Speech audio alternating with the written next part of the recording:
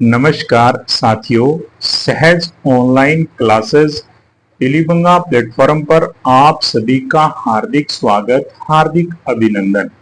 जैसा कि कल हमने नया अध्याय समास शुरू किया था, दो पदों के बीच की विभक्ति का लोप करके जब दोनों पदों को एक साथ लिखा जाता है तो उसे समास समस्त पद कहते हैं। जब विभक्तियों सहित उस पद को लिखा जाए तो वह समास का विग्रह कहलाता है। समास के कल हमने 6 भेदों पर चर्चा की थी, जिसमें प्रथम भेद अवयवी भाव समास हमने उदाहरण सहित कर लिया था। आज हम करने जा रहे हैं तत्पुरुष समास। तत्पुरुष समास में द्वितीय पद अथवा परपद प्रधान होता है। जैसा कल हमने अवयवी भाव समास में किया था, उसमें प्रथम पद प्रधान था।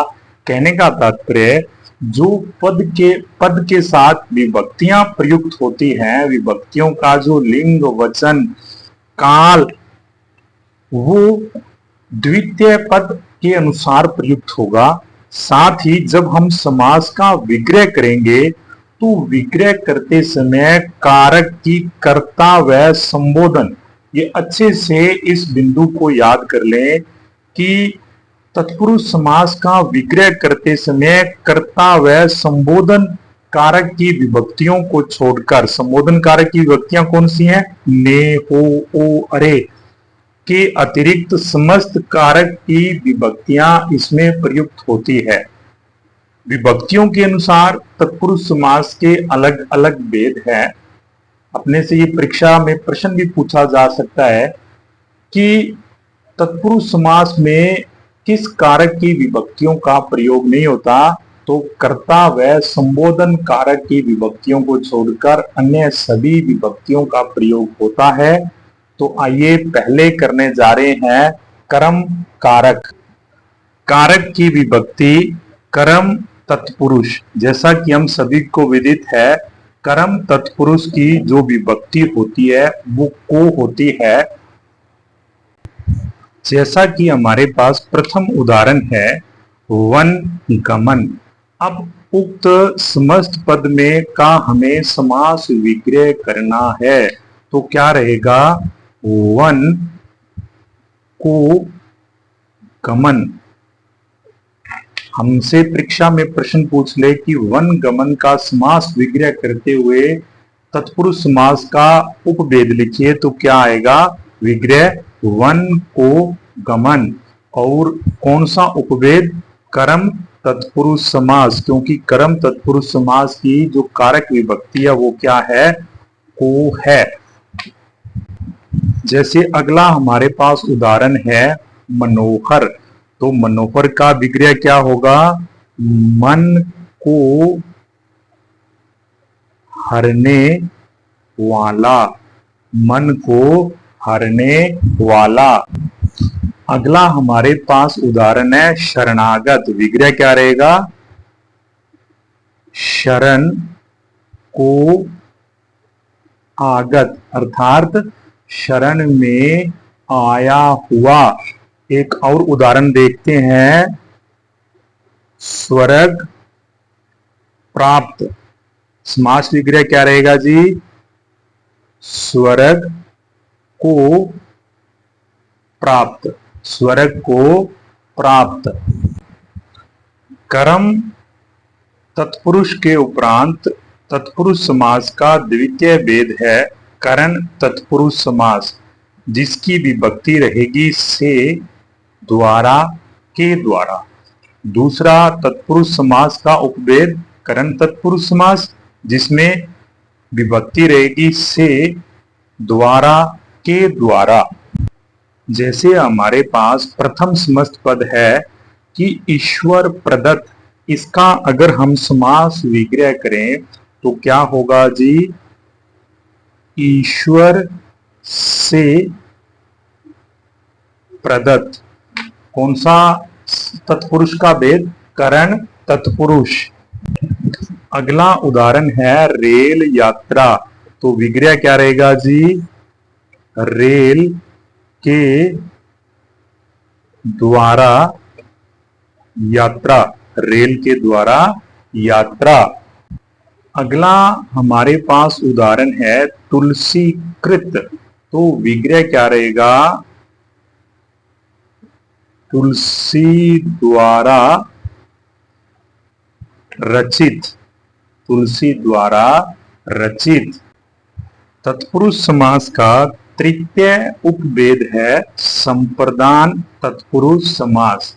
इसकी विभक्ति आप सभी को पता है। संप्रदान का मतलब विभक्ति का क्या आएगी? के लिए। जैसे हमारे पास समस्त पद है हवन सामग्री। हमारे पास समस्त पद क्या है? हवन सामग्री। उक्त समस्त पद का विग्रह क्या होगा? हवन के लिए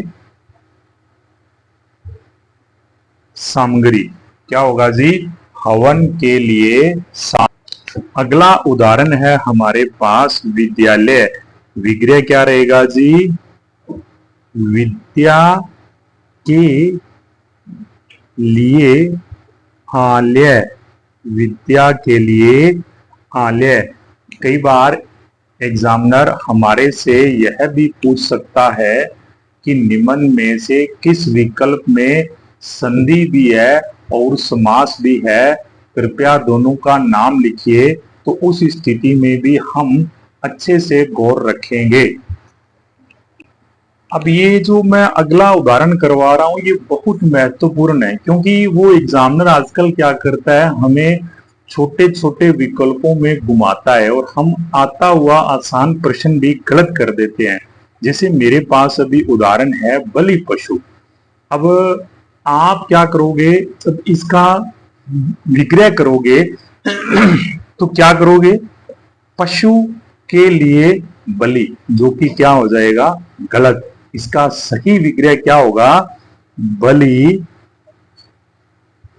के लिए पशु, बलि के लिए पशु। हमारे पास अगला उदाहरण है सभा मंडप। क्या रहेगा जी इसका विग्रह? सभा के लिए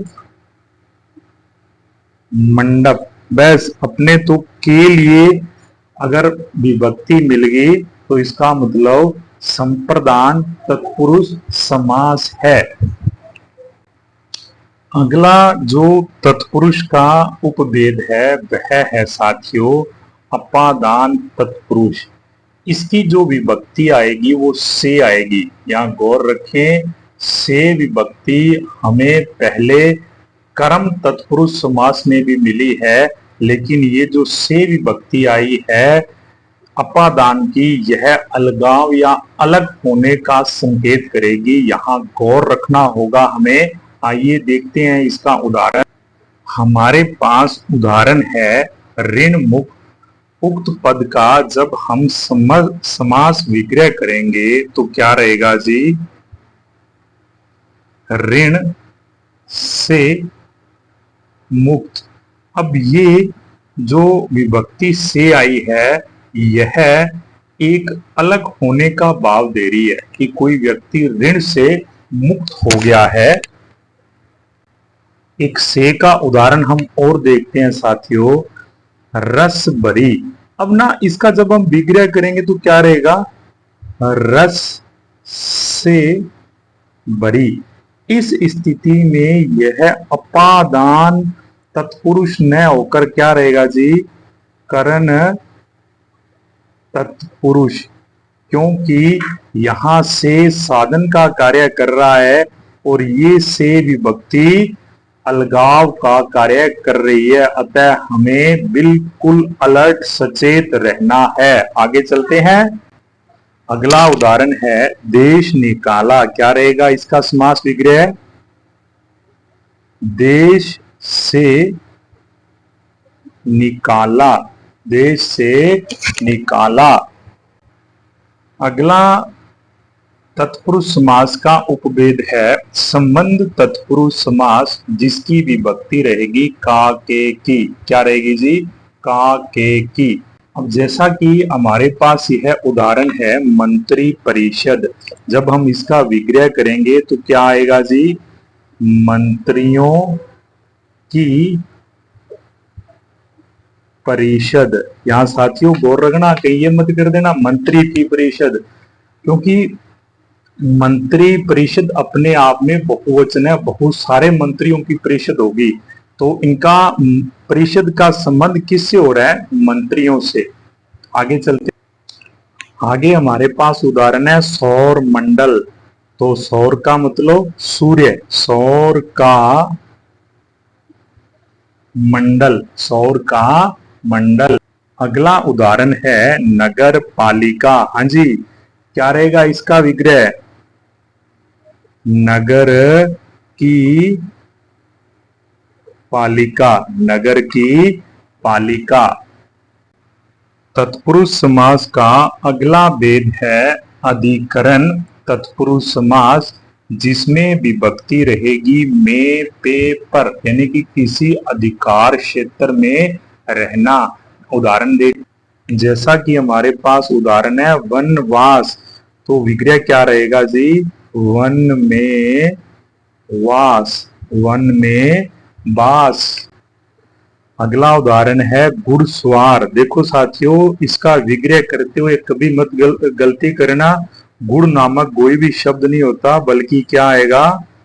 घोड़े पर सवार, घोड़े पर सवार। अगला हमारे पास उदाहरण है कवि पुंगम, तो क्या आएगा? कवियों में पुंगम या श्रेष्ठ, कवियों में पुंगम या श्रेष्ठ। इस तरह से दोस्तों तत्पुरुष समास अपने 6 उपभेदों सहित आज पूरा होता है। एक बार फिर से रिपीट कर दें कि कारक की 2 विभक्तियां, एक तो संबोधन और एक पहली कौन सी थी भाई? वह कर्ता विभक्ति को छोड़कर बाकी अन्य विभक्तियों का प्रयोग होकर तत्पुरुष के कितने भेद हैं? उपभेद हैं जी 6। आप सभी के सहयोग के लिए बहुत बहुत धन्यवाद साथियों। कल मिलते हैं समास के अगले भेद पर। आप सभी का एक बार पुनः हार्दिक आभार।